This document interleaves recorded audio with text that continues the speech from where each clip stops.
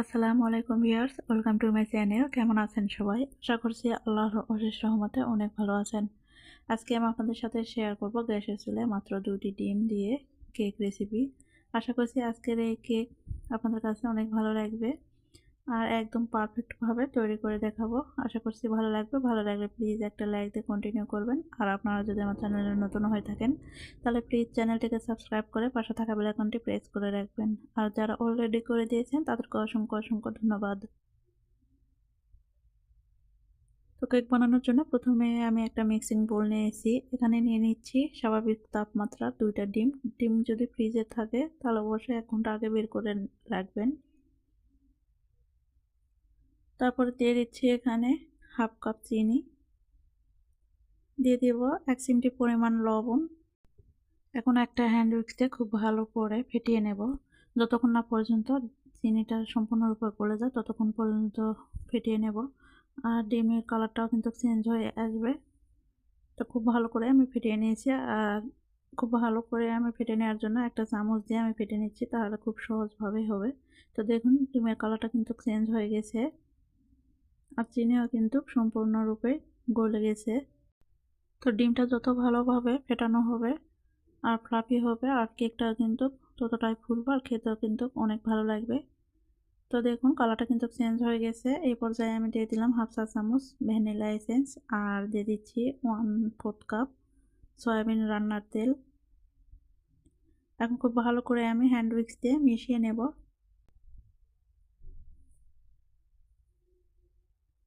তো খুব ভালো করে আমি মিশিয়ে নিয়েছি।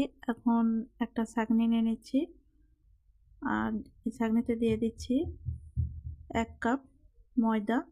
আমি চেলে নেব, তাহলে কেকটা খুব সুন্দর সফট হবে। এখানে দিয়ে দিচ্ছি 1 চা চামচের 4 ভাগের 1 ভাগ বেকিং সোডা। আমি কিন্তু বেকিং পাউডার ব্যবহার করিনি। আজকের এই কেকটি আমি বেকিং সোডা দিয়েই তৈরি করব। তো খুব ভালো করে আমি চেলে নিলাম। আর এখন এখানে দিয়ে দেব হাফ কাপ দুধ। আমি প্রথমে অর্ধেকটা দিয়ে দিব, তারপর বাকি যদি লাগে পরে দিয়ে দিব। অর্ধেকটা দেওয়ার পরে একটা চামচ দিয়ে খুব ভালো করে আমি মিশিয়ে নিচ্ছি। তো হাতে একটু সময় নিয়ে খুব আস্তে আস্তে করে কিন্তু খুব ভালো করে মেশাতে হবে। তো বাকি দুধটুকু কিন্তু আমি দিয়ে দেব। আমার হাফ কাপ দুধ কিন্তু পুরোটাই লেগেছে। তো কম বেশি কিন্তু লাগতে পারে আপনাদের।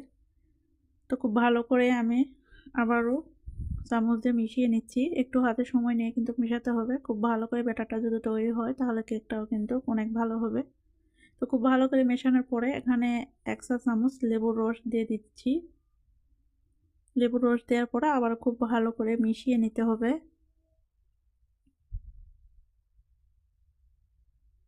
এখন আমার ব্যাটারটা কিন্তু একদম পারফেক্টভাবে রেডি হয়ে গেছে কেক বানানোর জন্য।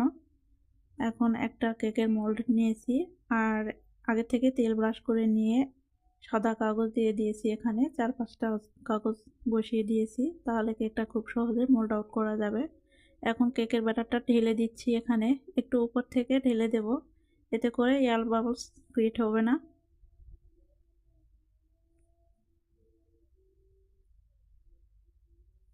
তো ব্যাটার ঢেলে দেওয়ার পরে এখন একটু ট্যাপ ট্যাপ করে নিতে হবে। এখন কেকটি বেক করে নেব। তার জন্য চুলায় একটা হাঁড়ি বসিয়ে দিয়েছি, আগে থেকে 5 মিনিট প্রি হিট করে নিয়েছি। আর একটা স্ট্যান্ড বসিয়ে দিয়ে তার উপরে কেকের মোল্ডটি বসিয়ে দিলাম। তারপর একটা ঢাকনা দিয়ে দিচ্ছি আর ঢাকনার ছিদ্রটা আমি কাগজ দিয়ে বন্ধ করে দিচ্ছি। এখন চুলার আঁচ মিডিয়াম টু লো এর মাঝামাঝি রেখে আমি কেকটি বেক করে নিচ্ছি। আমার কিন্তু 40 থেকে 45 মিনিট সময় লেগেছে, আপনাদের কম বেশি লাগতে পারে। একটা কাঠি দিয়ে আমি চেক করে নিয়েছি, কাঠিটা ক্লিন এসেছে। 45 মিনিটই লেগেছে আমার এই কেকটি বেক করতে। তারপরে আমি নামিয়ে নিয়েছি চুলাটা অফ করে। এখন একটা প্লেটে মোল্ড আউট করে নিচ্ছি। যেহেতু কাগজ বসিয়ে দিয়েছি তাই খুব সহজেই কিন্তু মোল্ড আউট করা যাবে। তো দেখুন মোল্ডটা কিন্তু একটুকু পোড়া লাগেনি, একদম ক্লিন এসেছে। আর এখন কাগজগুলো আমি তুলে নিচ্ছি।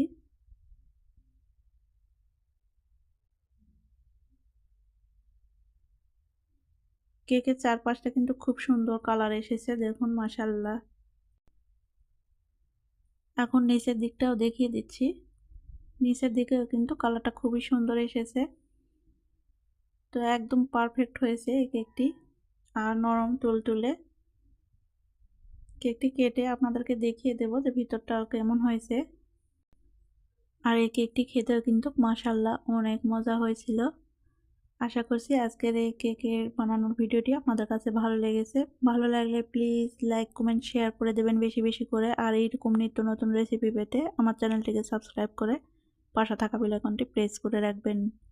আজকে এখানে বিদায় নিচ্ছি। সুস্থ থাকবেন, ভালো থাকবেন। আল্লাহ হাফেজ। আসসালামু আলাইকুম।